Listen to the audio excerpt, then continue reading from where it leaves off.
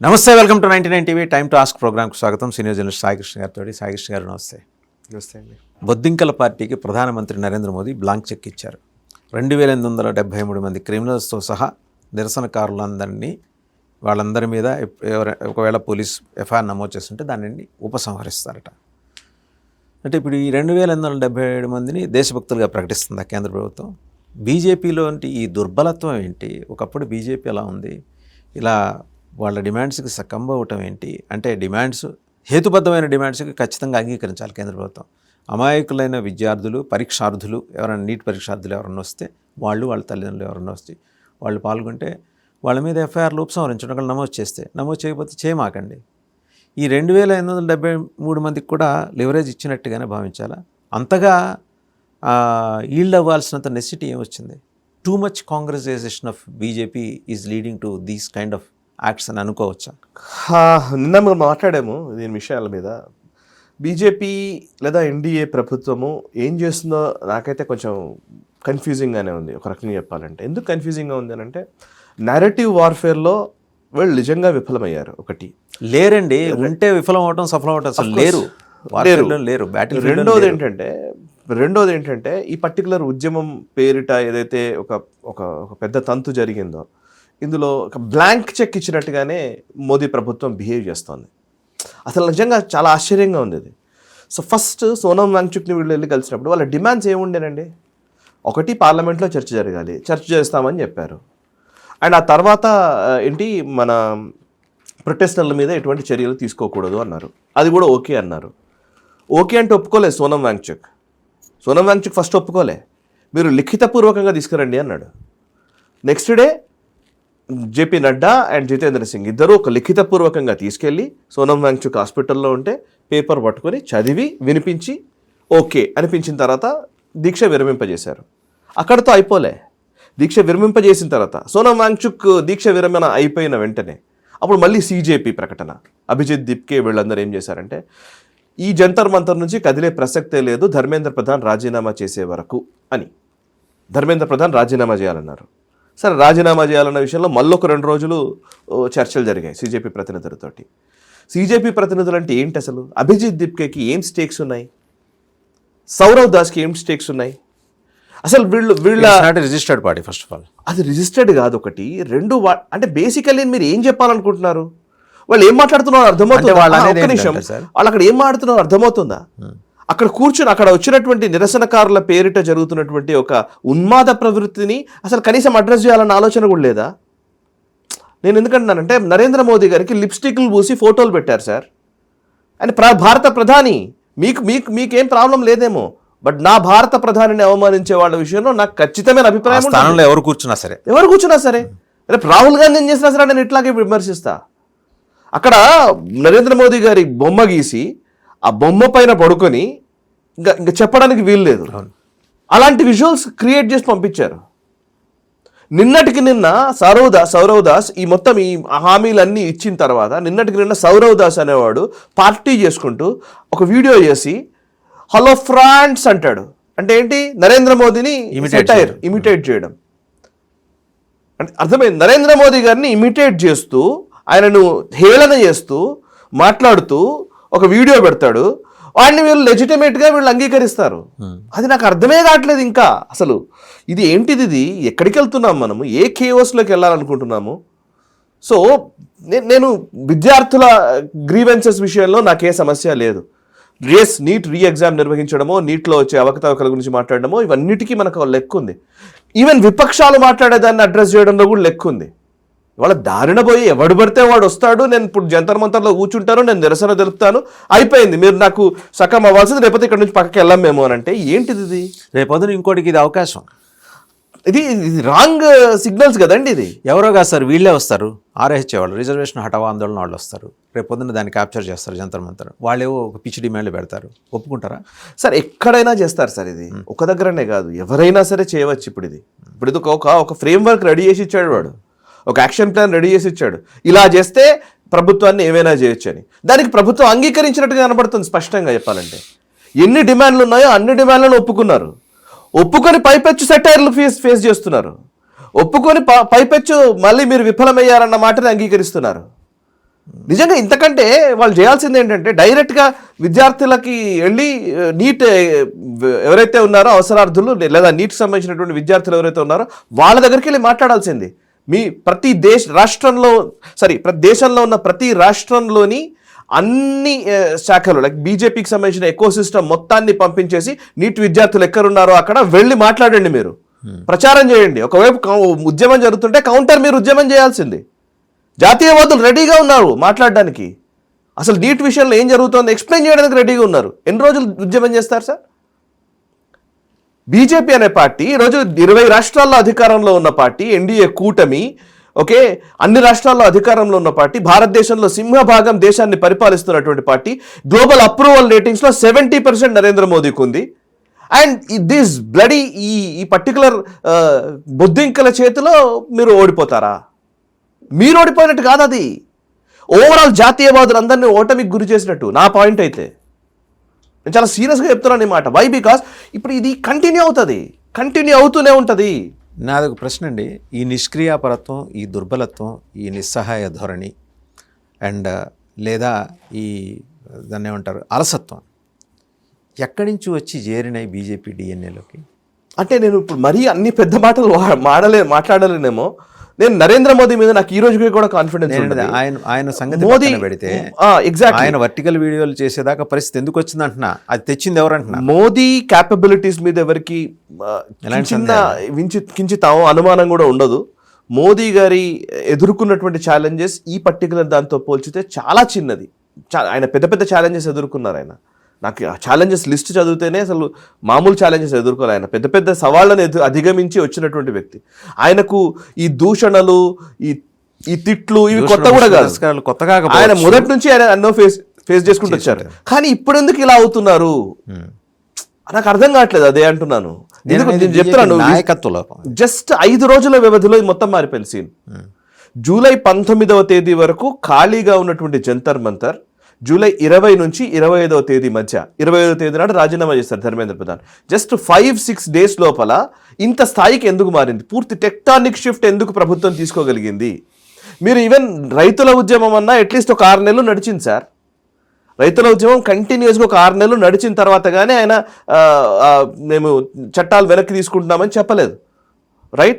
But ఇక్కడ ఎందుకు గత 6 రోజుల్లోనే జస్ట్ 6-7 డేస్ లోపలనే ఎందుకు ఇంతగా అన్నింటికీ సగమైపోయిన పరిస్థితి వచ్చింది? నాకు ఇక్కడ ఆశ్చర్యంగా ఉంది. ఇది నిజంగానే ఎమోషన్ బిల్డ్ చేస్తారు, ఇంకోటి చేస్తారంటే, ఒకవైపు ఎమోషన్ బిల్డ్ చేసినప్పుడు మీకు మీ సిస్టమ్ ఉంది, మీ సిస్టమ్ ఎందుకు ఎమోషన్ బిల్డ్ చేయలేదు? నేను సింపుల్ అడుగుతున్నాను. తెలంగాణలోనో ఆంధ్రప్రదేశ్లోనో మొత్తం ఉన్న రాష్ట్రాల్లోనో బీజేపీ క్యాడర్ లేదా ఏబీవీపీ విద్యార్థులు కాదా? లేకపోతే ఆర్ఎస్ఎస్కి సంబంధించిన సిస్టమ్ లేదా? నీటి మీద మనం ఏం చేశాము చెప్పే ప్రయత్నం అన్న చేసి ఉండాల్సింది. నెరేటివ్ బిల్డింగ్ జరగలేదు. నెరేటివ్ బిల్డింగ్ జరిగి ఉండాల్సింది. Let's wait for some time. ఏముంది, నాకాబందీ చేసి ఇంకో 1 వారం రోజులు ఆగేవాళ్ళేమో. అన్నాజరే మూమెంట్ నెలల తరబడి జరిగింది, 3-4 నెలలు జరిగింది. అది అన్నాజరే మూమెంట్ జస్ట్ ఒక రోజులో అయిపోలే. ఒకేసారికి ఒక 1 వారం రోజుల లోపలనే మొత్తం అన్నీ ఇస్తామని చెప్పలే. ఆ రోజు ఇంకా నిజంగా చెప్పాలంటే జనలోక్పాల్ చట్టం కూడా తీసుకురాలే. కేవలం పార్లమెంట్లో స్టేట్మెంట్ మాత్రమే ఇచ్చారు, మేము చట్టం తీసుకురావడానికి ఇనిషియేట్ చేస్తామని కాంగ్రెస్ పార్టీ. ఆ రోజు అన్నాజరే మూమెంట్ అంత పెద్ద ఎత్తున జరిగింది, లెజిటిమేట్ ఉద్యమం అది. సో మనం ఇవాళ కంపారిటివ్ అనాలిసిస్ చేస్తుంటే నాకు కూడా అసలు చాలా ఆశ్చర్యంగానే ఉంది. ఎస్, మళ్ళీ ఇప్పుడు ఇంకో దానిలోకి వద్దాం. అసలు బేసికలీ మోదీ ఆయన ఫస్ట్ నుంచి చేసిన లెక్కలు చూస్తే గోద్రా అల్లర్లు జరిగినాయి. అంటే బేసికలీ ఆయన ఏ నెరేటివ్కి సక్కం అవ్వడు. ఆయన కొత్త నెరేటివ్ని క్రియేట్ చేస్తారు. ఆ పర్టికులర్ అపోనెంట్స్ చేసేటువంటి నెరేటివ్ని ఆయన మెల్లగా ఆయన సబ్సైడ్ చేసేస్తాడు. అదే చిన్న గీత పెద్ద గీత గీస్తాడు. ఆయన ఏం చేశారు నేను చెప్తాను. గోద్రా అల్లర్లు జరిగిన సందర్భంలో ఆయన ఏం చేశారంటే గుజరాత్ గౌరవ్ యాత్ర అని ఒకటి చేశారు. అంటే గోద్రా అల్లర్లని బేస్ చేసుకొని గుజరాత్ పరువు ప్రతిష్టను దిగజార్చే ప్రయత్నం అందరూ చేస్తున్నారు. సో గుజరాత్కి సంబంధించిన ప్రతిష్టను మనం నిలబెట్టుకోవాలి, గుజరాత్లో ఉన్న వాళ్ళందరూ దాడులు చేసుకుంటారు, దంగే కర్తే అని చెప్పేసి అందరూ మాట్లాడుతున్నారు, ఇది జరగదు అని చెప్పేసి ఆయన ఒక పెద్ద ఇష్యూగా మార్చారు. గుజరాత్ ప్రైడ్ అనే దాన్ని తీసుకెళ్లారు ఆయన. సో అది నిజంగా సక్సెస్ అయింది. 2002లో ఆయన ఎలక్షన్స్లో ఘన విజయం సాధించారు ఆ యాత్ర తర్వాత. ఓకే, అది అయిపోయిన తర్వాత గోద్రా గురించి మళ్ళీ ఇంకెవరూ కూడా గుజరాత్లో అట్లాంటి మళ్ళీ ఒక్క ఇన్సిడెంట్ కూడా జరగకుండా ఆయన అడ్డుకున్నారు. గోద్రా తర్వాత పోస్ట్ గోద్రా లేదా ఆ పర్టికులర్ అల్లర్లు జరిగిన తర్వాత ఇంకెక్కడా మళ్ళీ అట్లాంటి దాన్ని ఏమంటారు ఘర్షణలు, దాడులు ఇవి జరగలే. ఓకే, అండ్ అక్షర్ధామ్ టెంపుల్ మీద టెర్రరిస్ట్ అటాక్ చేస్తే ఆయన అక్కడే కూర్చున్నారు. టెర్రరిస్ట్ అటాక్ జరిగిన తర్వాత అక్కడే కూర్చొని స్పెషల్ ఆపరేషన్ నిర్వహిస్తే ఆపరేషన్ టైంలో ఆయన అక్కడే ఉన్నారు, ఒక ముఖ్యమంత్రి స్థాయిలో కూర్చున్నారు, అక్కడ మానిటర్ చేశారు. టెర్రరిస్ట్ అటాక్స్ ఏది జరగకుండా ఆయన అడ్డుకునే ప్రయత్నం చేశారు. ఓకే, సో మనం లెక్కలేస్తే చాలా ఉన్నాయి ఇట్లా, ఒకటి కాదు రెండు కాదు. ముంబై టెర్రరిస్ట్ అటాక్ జరిగితే యాక్చువల్లీ వాళ్ళు ముంబైకి వచ్చి అటాక్ చేశారంటే పడవ ద్వారా వచ్చి అటాక్ చేశారు కదా, వాళ్ళు బోట్లో వచ్చి చేశారు కదా. అంటే గోద్రా గుజరాత్కి సంబంధించిన పోర్ట్లను దాటుకొని వెళ్ళాలి వాళ్ళు, ముంద్రా పోర్ట్ ఇవన్నీ దాటుకొని ముంబైకి రావాలి, వచ్చారు. నిజంగానే గుజరాత్లో దాడి జరిగి ఉంటే ఈ క్వశ్చన్ వచ్చింది ఆయనకు వెంటనే వచ్చి, యూ బిలీవ్ నిజంగా, you believe are not I don't know, but central government coast guard ఏదైతే ఉంటుందో దానికి ప్రత్యామ్నాయంగా కోస్ట్ గార్డ్ ఏదైతే పెడతారో కోస్ట్ గార్డ్స్కి ప్రత్యామ్నాయంగా గుజరాత్ గవర్నమెంట్ ఈ ఓషన్ సెక్యూరిటీ ఒక ఫోర్స్ని డిప్లాయ్ చేసింది అక్కడ. ఓకే, స్టేట్ గవర్నమెంట్ చేసింది, సెంట్రల్ గవర్నమెంట్ ఫెయిల్ అయినా నేను ఫెయిల్ కాకూడదని. అంటే ఒక చిన్న కెలామిటీ వస్తే దానికి ఆల్టర్నేట్స్ ఆయన వెంటనే టక ఆయన పరిష్కారాలు తీసుకొస్తారు. నందిగ్రామ్ మూవ్మెంట్ జరిగితే వెంటనే టాటా నానో ఫ్యాక్టరీ గుజరాత్లో వచ్చేలాగా ఆయన ప్రయత్నం చేశారు. ఆయనకు యుఎస్ వీసా నిరాకరిస్తే, ఆయన అడ్డుకునే ప్రయత్నం జరిగితే యుఎస్ వీసా నిరాకరించినప్పుడు అమెరికాలో ఉన్న వాళ్ళతో నేరుగా వీడియో కాన్ఫరెన్స్లో మాట్లాడాడు నరేంద్ర మోదీ గారు. ఓకే, సో అది మాత్రం ఆ సమ్మిట్ మాత్రం ఆపకుండా చేశారు.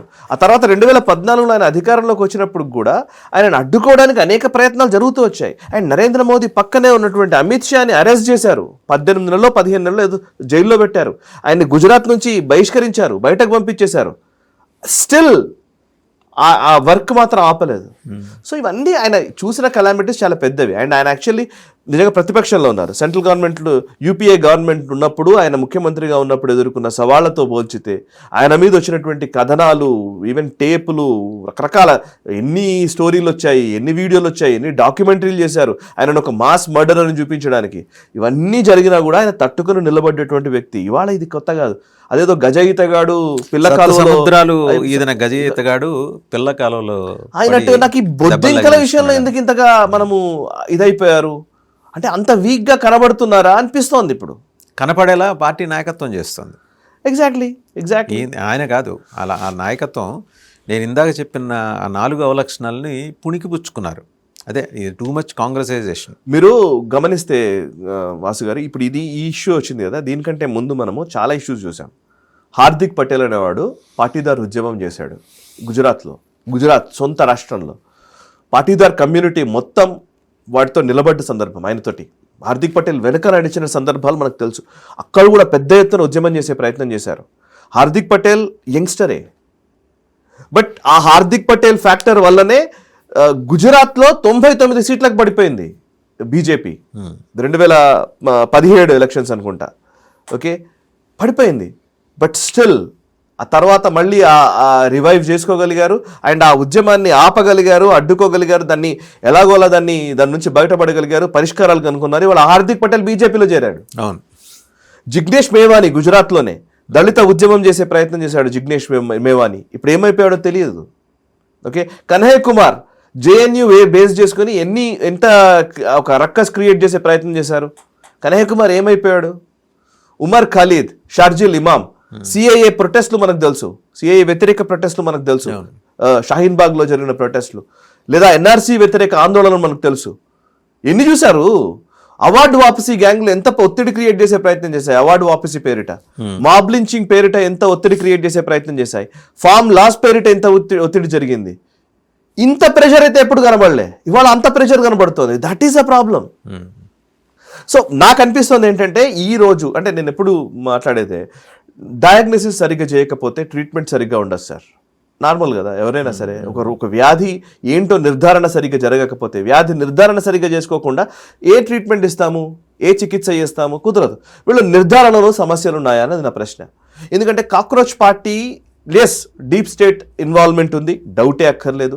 విదేశీ కుట్రలు ఖచ్చితంగా ఉన్నాయి, డౌటే అక్కర్లేదు. అండ్ ఇందులో లెఫ్ట్ ఎకోసిస్టమ్ ఎలాగైతే దీన్ని ఫ్లేర్ అప్ చేయాలనుకుందో చేసింది, దాంట్లో డౌట్ లేదు. ప్రతిపక్షాలకు సంబంధించినటువంటి ఇంటర్వెన్షన్, వాళ్ళ ఇంట్రెస్ట్లు దీంట్లో ఉన్నాయి, డౌటే లేదు. ఇవన్నీ తెలిసినవే. And deep state modus operandi 12 సంవత్సరాలు అవుతోంది. డీప్ స్టేట్ ఇప్పుడు కాదు, చాలా రోజుల నుంచి అడ్డుకునే ప్రయత్నం చేస్తోంది. ఆ మోడస్ ఆపరెండి ఏంటో మనకు తెలియదా?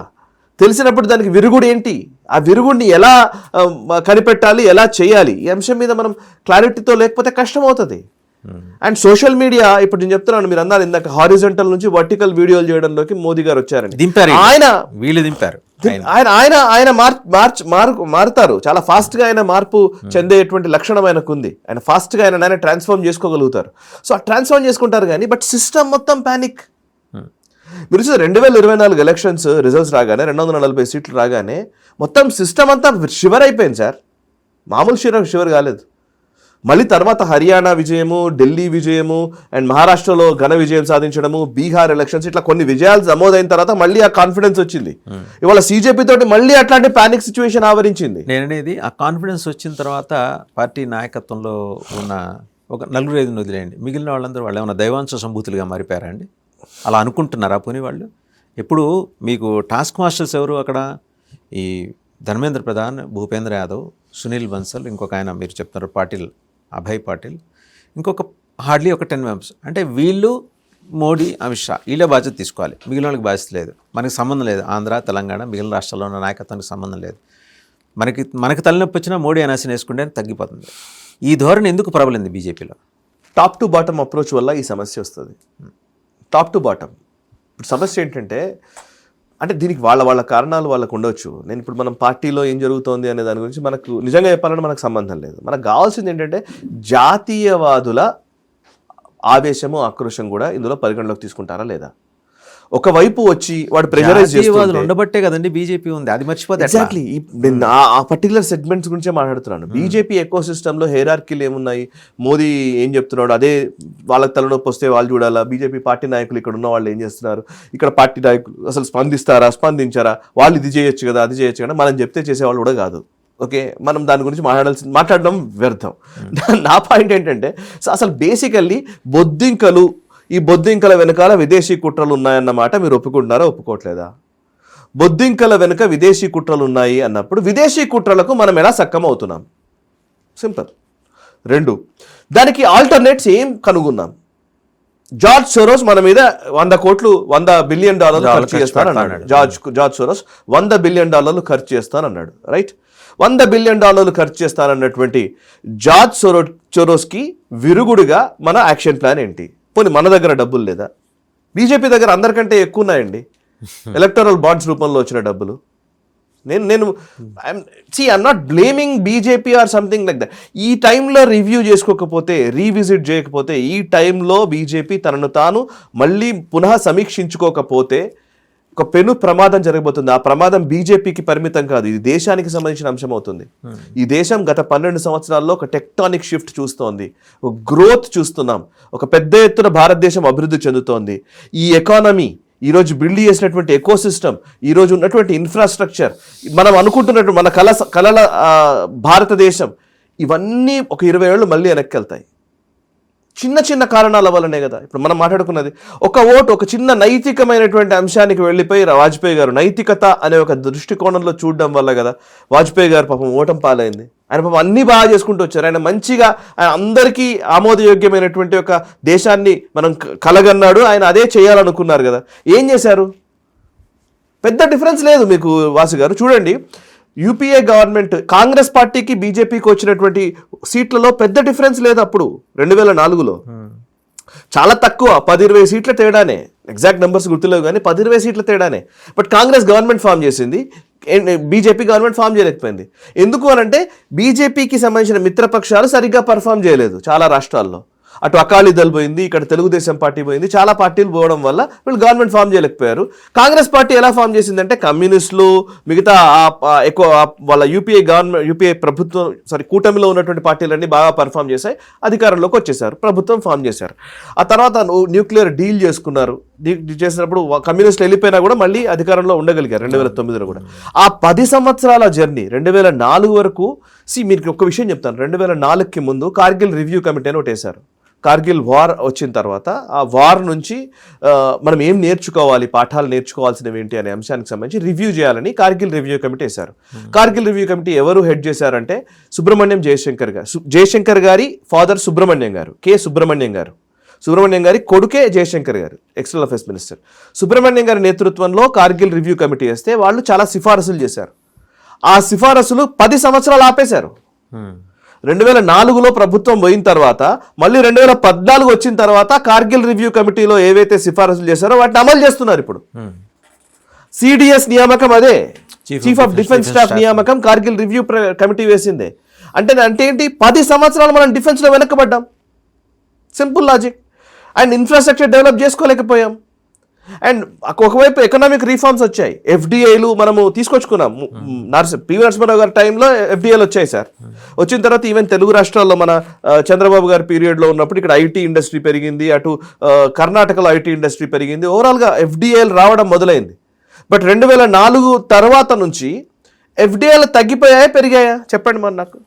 మందకొడిగా సార్ నడిచాయి అంతే, మొత్తానికే పోయినాయని నేను కూడా అనను, ఎంతో కొంత వచ్చాయి. కాకపోతే ఈ కాన్సెన్సస్ బిల్డ్ చేయడంలో, అంటే కూటమి ప్రభుత్వాలు ఉండడం వల్ల నిర్ణయాలు తీసుకోవడం చాలా కష్టమవుతుంది. సో యూపీఏ గవర్నమెంట్ ఆ కూటమిని నడపడం కోసం ఎక్కడికైనా వెళతారు వాళ్ళు. రిటైల్ ఎఫ్డిఐని ఆపేశారు, ఏరోస్పేస్ ఇండస్ట్రీలో ఎఫ్డిఐలు వద్దన్నారు, మీడియా అన్నిట్లలో ఎఫ్డిఐలు ఆపేశారు.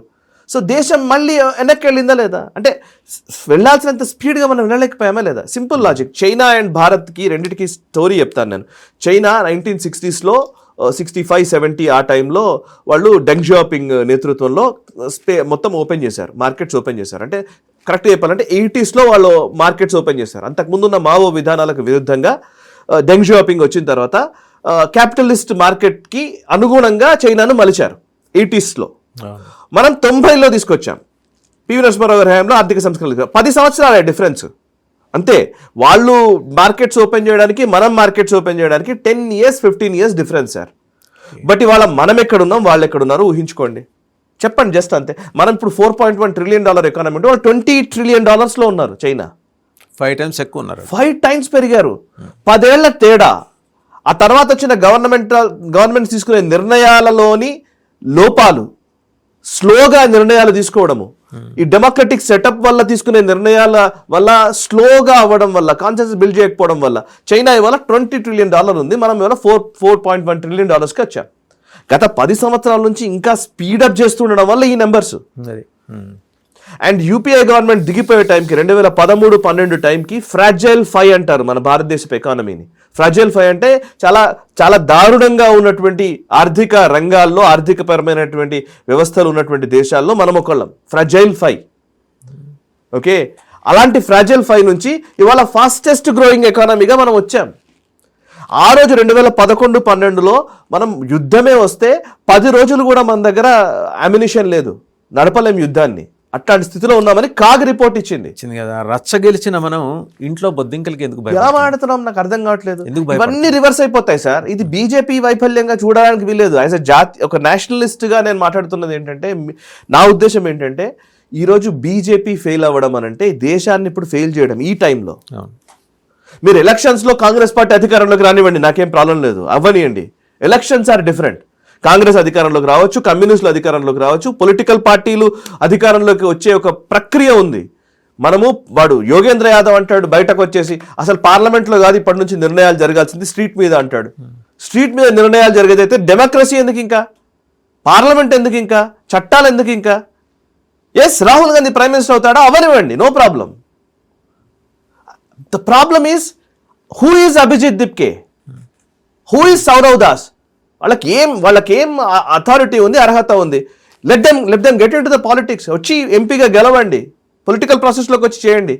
ఇంతకుముందు మావోయిస్టులు చేశారు ఇదే, గన్ను పట్టుకొని ఒకటి చేశాడు, ఇప్పుడు ఉద్యమం పేరిట జంతర్ మంతర్లో చేస్తారంటున్నారు. ఏంటి డిఫరెన్స్ చెప్పండి? సో ఇది అర్థం చేసుకోవాలి. మౌలికమైనటువంటి ప్రశ్నలు మనం వేసుకోకపోతే ఈ సమస్య చాలా సీరియస్ అవుతుంది. విద్యార్థులు అయిపోయింది చూసారా, విద్యార్థులు అది ఒక మంచి, దాన్ని ఏమంటారంటే ఒక గ్లోరిఫికేషన్ జరుగుతోంది ఈ టైంలో.